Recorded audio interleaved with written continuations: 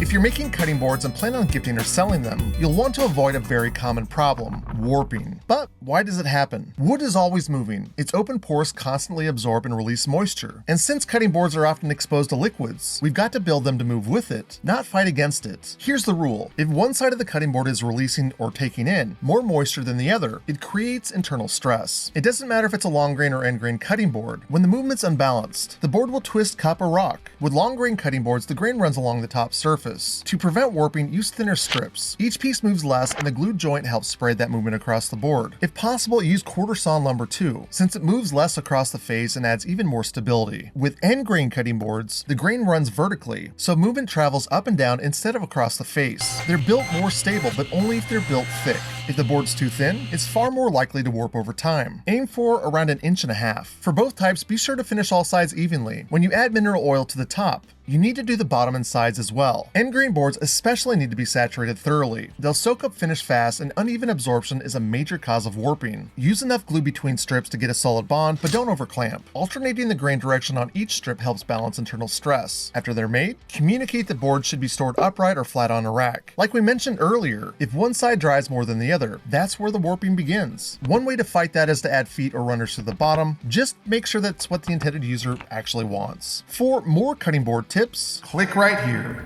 Sub and follow for more bite-sized tips. Keep making things.